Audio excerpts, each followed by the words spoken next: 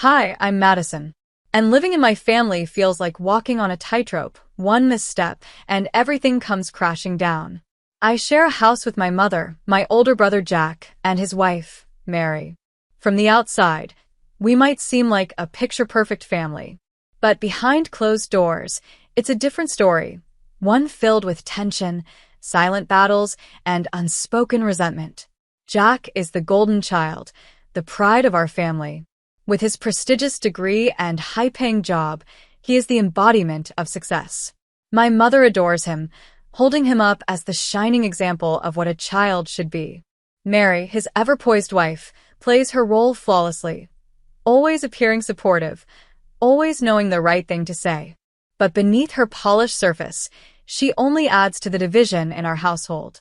And then there's me, the one who holds everything together, but is rarely acknowledged. I manage the household, keep track of the bills, and ensure my mother is comfortable. Yet, my efforts seem invisible. One day, my mother made a passing remark that cut deeper than she realized. "Living with Jack and Mary seems better for me," she said casually. In that moment, it was clear, no matter how much I contributed, emotionally or financially, I would always be the overlooked one. The one who did the work but never got the praise. The one who sacrificed, but whose sacrifices were never recognized. But if there's one thing life has taught me, it's that strength comes from adversity. A life-altering change. During my second year of university, everything shifted. My father fell seriously ill, and our family was thrown into chaos. His condition required constant care, and it didn't take long to realize that my mother, who had never been the best at handling responsibilities, couldn't manage it on her own. We hired caregivers, but they could only do so much. The gaps in care were glaring, and someone had to step up. That someone was me. Between rushing to my lectures and racing back home, I found myself juggling two lives, one as a student trying to keep up with coursework, and another as a caregiver ensuring my father's comfort. The weight of responsibility was suffocating, but I couldn't let him suffer. There were nights I barely slept, trying to balance assignments with late-night check-ins on my father. I started skipping social events and study sessions, knowing that if I wasn't there, he might not get the care he needed. And then a terrifying thought hit me: what would happen when I graduated? Once I started working, how would I continue to take care of him? The uncertainty loomed over me like a storm cloud. Finding a way forward. Desperate for a solution, I began searching for alternatives. I delved into online business models, hoping to find a way to make money without being tied to a 10-to-6 job. My economics classes suddenly became more than just theory, they became tools for survival. I spent hours researching, testing different ideas, and learning everything I could about financial independence. At first, progress was slow, but with time, determination, and countless late nights, I started seeing results. For the first time in my life, I saw a glimpse of freedom, a path where I wasn't just the family's overlooked member, but someone capable of creating a future on my own terms. My story isn't just about struggles. It's about resilience. It's about finding strength when the world sees you as weak. And most of all, it's about proving that sometimes the ones who are underestimated are the ones who rise the highest. A different path. I teamed up with some friends who knew a lot about business and technology. Together, we started a small online business. While most of my team worked from an office, I chose to work from home so I could stay close to my father. At first, things were slow, but over time, our business started growing. I was able to earn money and help with our household expenses. One day, as I was helping my father with his medicine, he looked at me with a warm smile. "Madison, you've sacrificed so much for this family," he said gently. "You've become a responsible and hardworking woman. I'm proud of you." His words touched my heart. It wasn't often that someone noticed my efforts, but hearing that from him made all the long nights and hard days feel worth it. Even though my life took a different path than I had planned, starting an online business allowed me to support my family in ways I never thought possible. It wasn't the future I imagined, but it became a journey of strength and growth. While others in my family didn't always see my efforts, my father's words reminded me that my sacrifices were not in vain. The golden son. My brother, Jack, has always been seen as the pride of our family. He was smart, determined, and went to a top university. He quickly got a high-paying job, and my mother never missed a chance to praise him. While I stayed home, taking care of our father and building my business, Jack was out living his dream in the city. He became distant, barely answering calls or messages, as if we no longer existed. This was especially painful for my father, who had worked hard to support Jack through school, making sure he had everything he needed. But instead of being grateful, Jack just disappeared from our lives. When my father's health started getting worse, we needed all the support we could get. But Jack was nowhere to be found. Then, out of the blue, he called us. After years of silence, we were shocked. But he wasn't calling to check on us or to ask about our father. Instead, he asked for $120,000 as a wedding gift. His request was unbelievable. He had been gone for so long, ignoring us when we needed him most, yet now he wanted a huge sum of money. My mother, always blinded by her love for him, hesitated but didn't immediately say no. She still saw him as her perfect son, even though he had abandoned us when we needed him the most. A family divided. My mother defended Jack's request, saying it was a parent's duty to help their children start a new life. Her words made my father furious. He had been listening quietly, but now his voice trembled with anger and sadness. Why should we give him anything? My father asked. He abandoned us, never checked in, and now he expects us to pay for his wedding? The disappointment in his voice was clear. My father had always been proud of Jack's success, but this betrayal shattered that pride. My mother tried to argue, saying that helping Jack would bring the family closer. But my father wasn't convinced. Madison has been here every day, taking care of this family, while Jack disappeared without a word. And now he wants money? He doesn't deserve a single penny, he said firmly. His usual calm tone was now filled with hurt. The argument left the house tense. For the first time, my father openly acknowledged everything I had done for the family. Jack's selfishness had not only broken his trust, but had also revealed how fragile our family had become. His actions left a deep scar that would never fully heal. A heartbreaking goodbye. My father's passing was sudden and devastating. One morning, I went to check on him, only to find him unresponsive. Panic rushed through me as I called an ambulance, but it was too late. He was gone. The man who had been my rock, my confidant, and the only one who truly saw my worth was no longer with us. The pain was unbearable, but I knew I had to stay strong. I had to give him a proper farewell. As the funeral arrangements began, I quickly realized I was on my own. My mother, who should have been taking charge, seemed distant. Instead of mourning, she sat on her phone, scrolling through social media as if nothing had happened. "You handle it, Madison." "I'm too overwhelmed," she said casually. Her indifference hurt, but I pushed forward, determined to honor my father's memory. On the day of the funeral, an unwelcome surprise arrived. Jack and his wife, Mary. They walked in like they were attending a party instead of a funeral. Jack strolled around casually, drawing attention for all the wrong reasons. Mary, dressed in flashy clothes, wore a smug expression that made people uncomfortable. While others had come to pay their respects, Jack acted as if he had done nothing wrong. But the worst part? My mother welcomed him with a warm smile, as if nothing had happened. Her ability to ignore his betrayal, even on the day of my father's funeral, was something I would never understand. A family's true colors. "I'm glad you're here, Jack," my mother said, her voice unusually cheerful given the situation. Then, to my shock, she added, "Now we can discuss your father's inheritance." The mood in the room shifted instantly. Guests who had come to mourn were now witnessing a family argument unfold right in front of them. Jack, never one to miss an opportunity, spoke up loudly. "Honestly, I don't think Madison should expect anything. She's been living off Dad all this time." His words were filled with sarcasm, and I could feel the weight of everyone's stares on me. My hands clenched into fists, but I forced myself to stay quiet. This was supposed to be a day to honor my father, not a battleground for greed.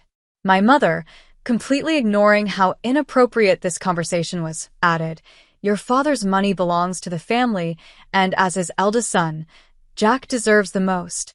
I couldn't believe what I was hearing. My father had worked his whole life to provide for us, and now his legacy was being reduced to nothing but a fight over money. I glanced at the guests. Some looked away awkwardly, while others whispered among themselves, clearly uncomfortable with what was happening. Jack, feeling bold with my mother's support, turned to me. "You've been a burden, Madison. It's only fair that I get what's rightfully mine." Mary, standing beside him, nodded with a smug smirk. I took a deep breath, forcing myself to stay calm. "This isn't the time or place for this discussion," I said firmly. "We are here to honor Dad, not argue over inheritance." Jack scoffed but didn't push further.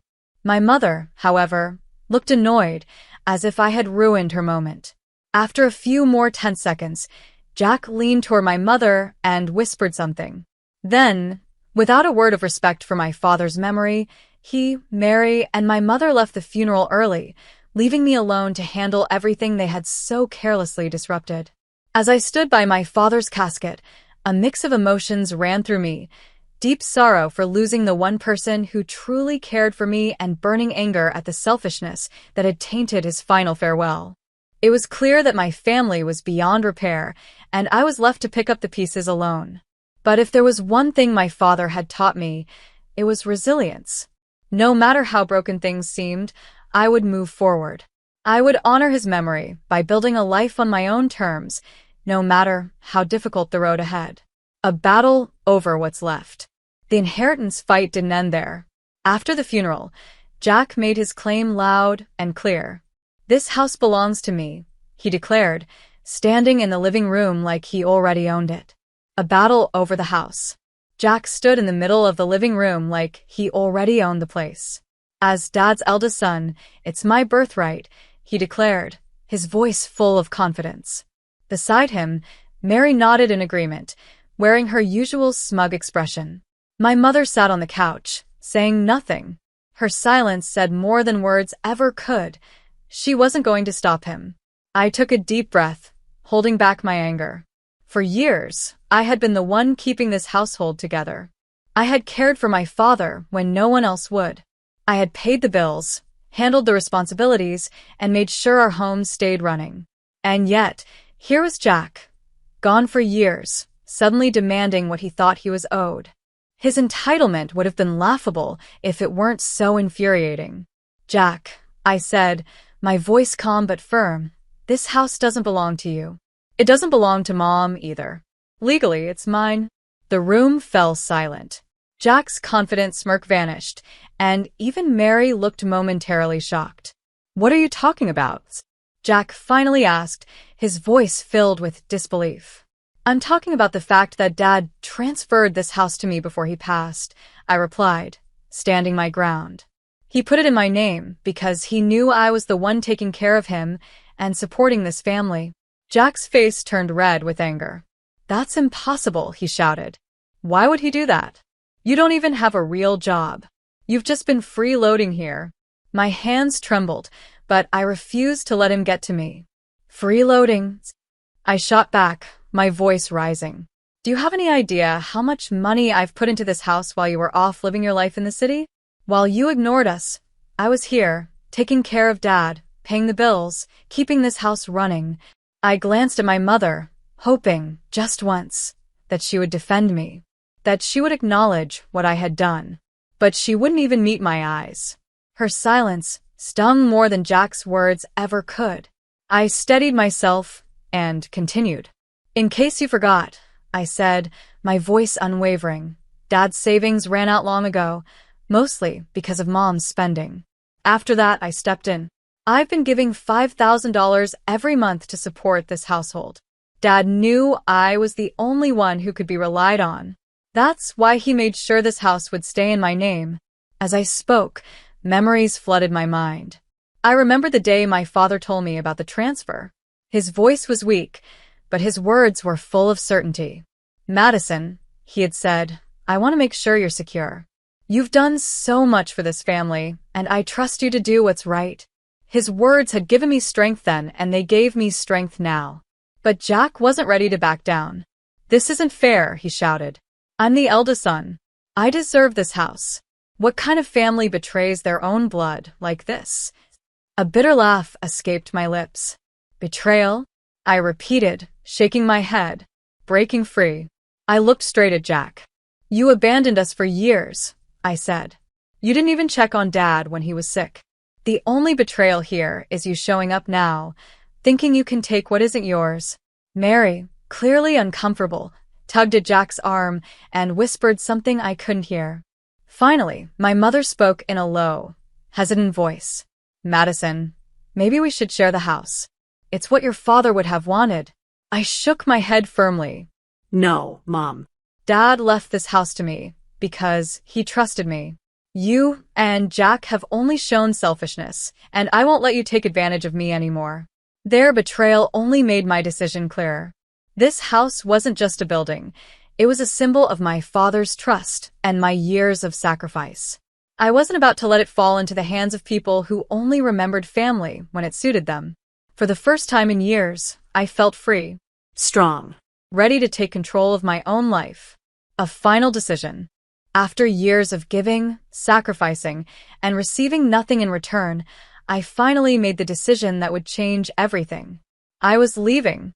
Standing in the living room, surrounded by people who had taken me for granted, I faced my mother, Jack, and Mary. Their faces were a mix of shock and disbelief as I spoke.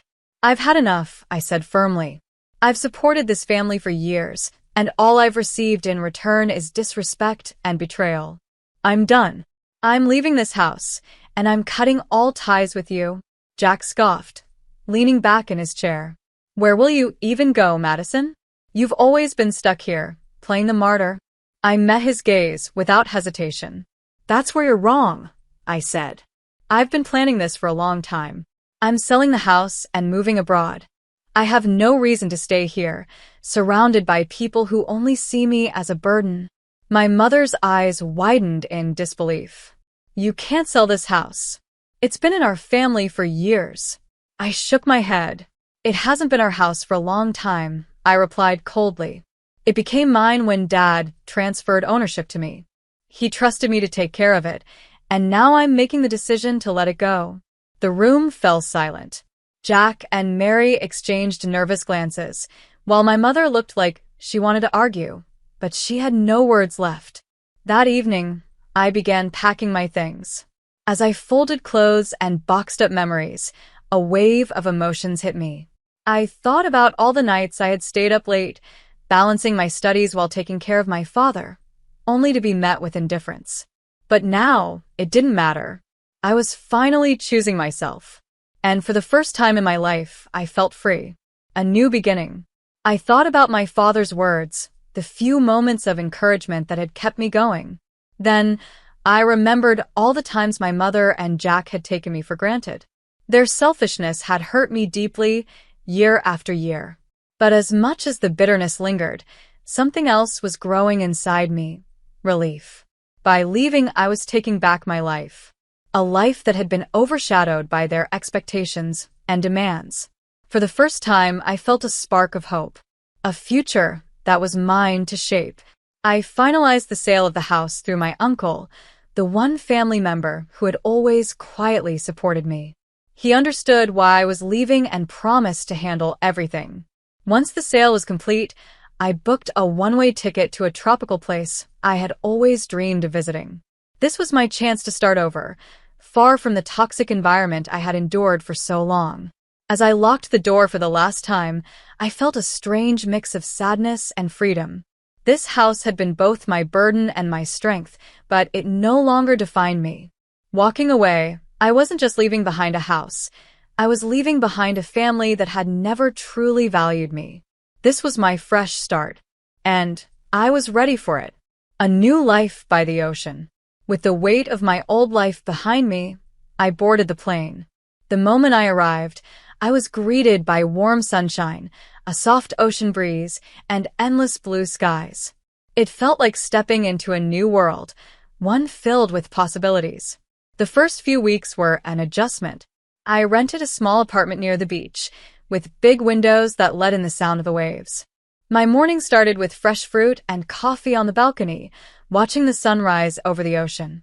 It was nothing like the tense, suffocating home I had left behind. Here, I felt peace, something I hadn't known in years. I slowly settled into a routine. My days were spent working on my online business, which gave me the freedom to live on my own terms. Afternoons were for exploring, wandering through colorful markets, trying exotic foods, and meeting people from all walks of life. The locals were kind and welcoming, their laid-back way of living teaching me an important lesson. Life isn't meant to be rushed. It's meant to be enjoyed. One evening, as I walked along the shoreline, the setting sun painted the water in golden hues. I stood still, taking in the beauty around me, and let my mind drift back to everything I had been through. The pain of my past hadn't disappeared, but it no longer controlled me. I had learned important lessons. Lessons about strength, self-worth, and the power of setting boundaries. For years, I had lived for others. Now, I was finally living for myself. A life of my own. I had given up my dreams to support a family that never truly appreciated me. But those sacrifices had made me strong. They had shaped me into someone who could stand on her own. My father's trust in me had been a small flicker of light in the darkness, but it changed everything. It reminded me that I was worth more than how they had treated me. His belief in me gave me the courage to finally break free. Now, I was embracing my independence, building a life where I was in control. The struggles I had faced taught me something important. I deserved to be happy. I learned to put myself first and surround myself with people who truly respected and valued me. For the first time, the future didn't scare me. It excited me. Standing on the beach, watching the waves roll onto the shore, I felt something I hadn't felt in years: peace. I was grateful. Grateful for the strength I had found. Grateful for the opportunities ahead. Grateful for this beautiful new chapter in my life. Life had tested me in ways I never imagined, but I had come out stronger. This was my fresh start, and I couldn't wait to see where it would take me. Their downfall. Back in my old life, my family's collapse was inevitable. Jack, Mary, and my mother had always lived beyond their means. Without me quietly covering their expenses, their reckless choices finally caught up with them. I didn't keep in touch, but my uncle, who had always been a quiet observer, occasionally shared updates. It didn't take long for their lavish lifestyle to fall apart under the weight of their growing debts. Jack and Mary, once so confident and proud, were evicted from their home after I sold the house. They ended up in a small, cramped apartment in the city, struggling to make ends meet.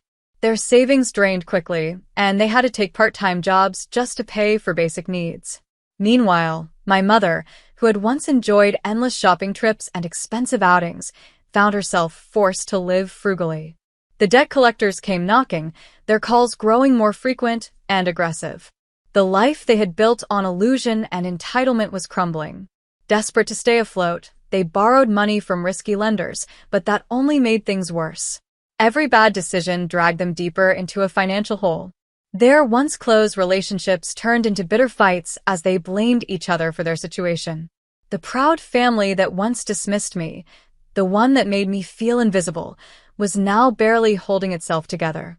Moving forward, as for me, I felt nothing for them anymore. I had no desire to go back. No urge to save them. My uncle would sometimes call, his voice filled with quiet disappointment at their choices, but I never asked too many questions. Their struggles were the consequences of their own actions, and I had no intention of being dragged back into their chaos. I had moved on. I had chosen myself, and for the first time in my life, that choice felt right. Finding peace. I often thought about the irony of it all. The same people who had mocked me for staying home and working quietly were now struggling to survive. But I didn't feel joy in their downfall. It wasn't about revenge. Instead, I felt a bittersweet sense of closure. For years, I had offered them my help, only to be met with coldness and betrayal. Now, they were facing the consequences of their choices, while I was finally free, living a life filled with peace and purpose. Walking along the shoreline of my new home, feeling the warm sand beneath my feet, I realized something important. I had no regrets. My journey had been full of struggles, but it had led me to strength and independence. My family's downfall was their own doing, and for the first time in my life, I was truly at peace, focused on my own happiness and the brighter days ahead.